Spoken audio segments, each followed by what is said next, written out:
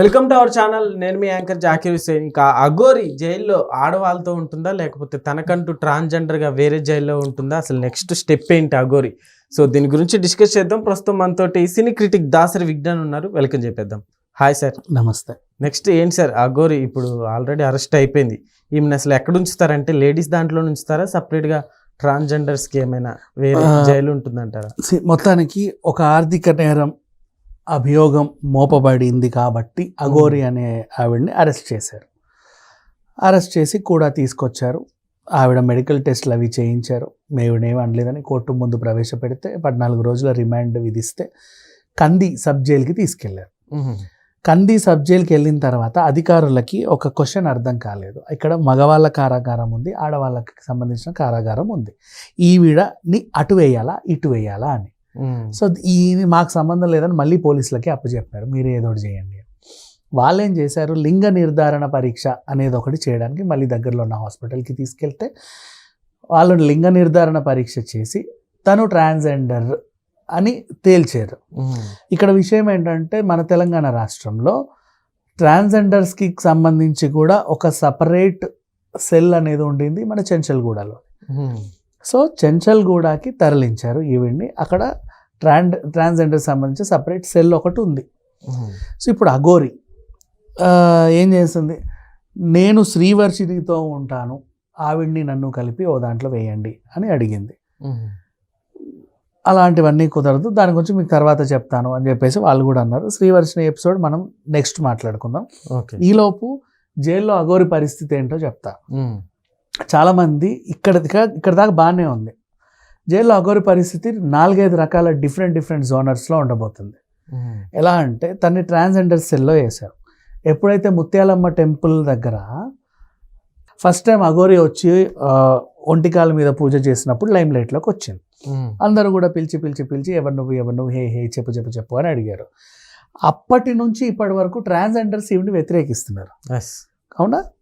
ఈవిడ ఎలాగైతే పాపులారిటీ సంపాదించుకుంటుందో అంతే ఈక్వల్గా ఈవిడ నెగిటివ్ చేస్తూ వాళ్ళు పాపులర్ అవుతూ వచ్చారు. చాలా మంది వ్యతిరేకిస్తున్నారు. ఆవిడ మా జాతికే కలంకం, అసలు మాకు ట్రాన్స్జెండర్కి ఆవిడకి సంబంధమే లేదు, ట్రాన్స్జెండర్లు ఎవరు ఇప్పటివరకు అఘోరిలా అయినది లేదు, ఆవిడ పేరు పింకీ, రంకు నడిపేది, ఇట్లా అనుకుంటూ తిరిగేది, డబ్బులు సంపాదించుకునేది, రైళ్లల్లో లంగాలు ఎత్తేది, ఇట్లా అడ్డదిడ్డమైన కామెంట్లన్నీ చేశారు. అక్కడిక్కడ హైవేల పైన పొదల చాటుకు వెళ్ళేది, లారీల నాపేది, దిస్ కైండ్ ఆఫ్ మాతోనే కలిసి దందా చేసేదని కూడా చెప్పారు. ఓకేనా? ఇలాంటి టైంలో ట్రాన్స్జెండర్స్ అందరూ ఈవిడకు వ్యతిరేకించినప్పుడు ఈవిడ కూడా ట్రాన్స్జెండర్స్కి వ్యతిరేకంగానే ఉండింది.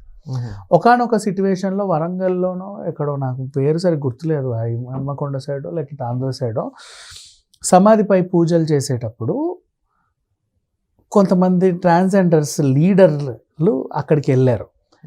ఇలా ఏం చేస్తున్నావు, నువ్వు ఏం చేస్తే నీకెందుకు, ఇవే అడగడానికి, ఏం మాట్లాడుతున్నావు, నేనెవరో తెలుసా ఈ టైప్ ఆఫ్ గొడవలు అయ్యాయి. ఆ ట్రాన్స్జెండర్ కమిటీ పెద్ద ఆవిడ అనమాట.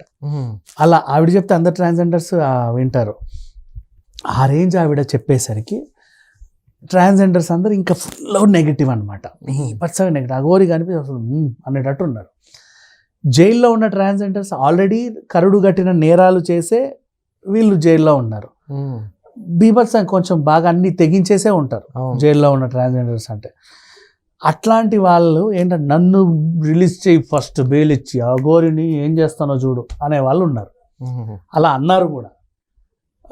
ఈ మధ్య కాలంలో నేరాలు చేసి జైలుకి వెళ్ళిన వాళ్ళు కూడా వాళ్ళు మాట్లాడి, ఈ మధ్య కొత్తగా అఘోరి అనే ఒక క్యారెక్టర్ వచ్చింది అక్క, తెలుసా నీకు అని వీళ్ళు జూనియర్స్ చెబితే, ఎవరితోది నన్ను రిలీజ్ చేయి, దాని సంగతి చెప్తా అనే వాళ్ళు కూడా ఉన్నారు. ఆ టైంలో అన్ఎక్స్పెక్టెడ్గా వాళ్ళకి అనుకోని విధంగా అఘోరి వచ్చి వాళ్ళ ముందు కూర్చుంది. ఇది ఎవరు ఎక్స్పెక్ట్ చేయాల? ఇది రా టైం అంటే, ఎవరి కోసం అయితే ఎదురు చూస్తున్నావో అదే వచ్చి మా ముందు కూర్చుంది. ఇప్పుడు చూడు ఏం చేయాలి, దీన్ని ఏం చేస్తావు, ఇట్లా అనే టైంలో అఘోరికి ఆ సెల్ సేఫా కాదా అనే క్వశ్చన్. నవ్వు అఘోరి వాళ్ళకి కూడా సేఫా కాదా అనేది కూడా ఉంటుంది. ఇక్కడ ఇదొక ఇబ్బంది, వాళ్ళతోనే చచ్చినట్టు ఉండాలి. నెక్స్ట్ కొంతమంది ఆకతాయిలు ఉంటారు. ఆకతాయిలు ఏంటి, అఘోరిని ఊరికే హిహిహి అని గిల్లేవాళ్ళు, అలా చేసేవాళ్ళు, జుట్టు బీకేవాళ్ళు, అఘోరి అని కామెడీలు చేసేవాళ్ళు కూడా కొంతమంది ఉంటారు. అలాంటి వాళ్ళు ఉంటారు. వాళ్ళతో ఈవిడ మెలగాలి, అక్కడ కొన్ని రోజులు ఉండాలి అంటే ఆవిడకున్న అస్త్రం ఏంటి? ఏ ధ్యానంలో కూర్చుంటే ఎవడేమండు, ఫస్ట్ ఆఫ్ ఆల్ పూజలో ఉన్నావు అనుకో ఎవరు డిస్టర్బ్ చేయరు బేసికల్లీ, అదొకటి. లేదంటే నువ్వు ఊరికే కూర్చొని ఏదో ఒక పూజలు చేసి వాళ్ళని కనీసం భయపెట్టనే చావాలి. ఎందుక 28 ఏళ్ళు నువ్వు ఏదో బక్క చిక్కిన ప్రాణం, వాళ్ళందరూ కలిస్తే నిన్ను ఏమంటారో తెలియదు. శక్తి ఉంటే పోరాడు, లేదా ఏదో ఒకటి ఓం బిమ్ బిమ్ బిమ్ అన్నావు, అమ్మో ఇదేదో చేస్తుంది అని కూడా వాళ్ళు భయపడి, అంటే నిన్ను నువ్వు రక్షించుకోవడానికి నీకున్న అస్త్రం అది, అంతమించి ఇంకేం చేయలేవు. అలా అయినా చేసుకొని బతకాలి బేసికల్. అఘోరి ఇప్పుడు ప్రజెంట్ జైల్లో సిచ్యువేషన్.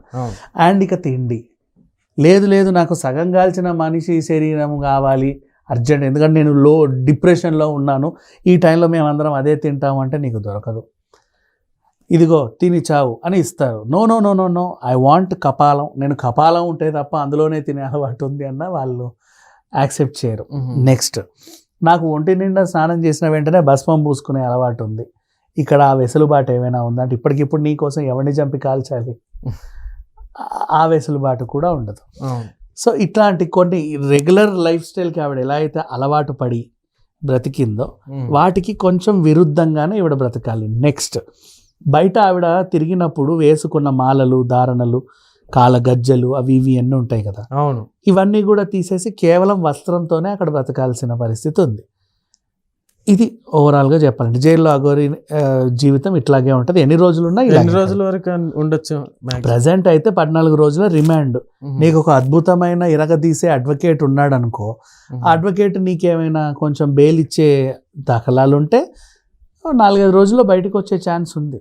ఓకే, బట్ ఆ దాఖలా అయితే కనబడట్లా, ఎందుకంటే నువ్వు ఎవరిని పెట్టుకోలేదు కాబట్టి. Okay sir, thank you.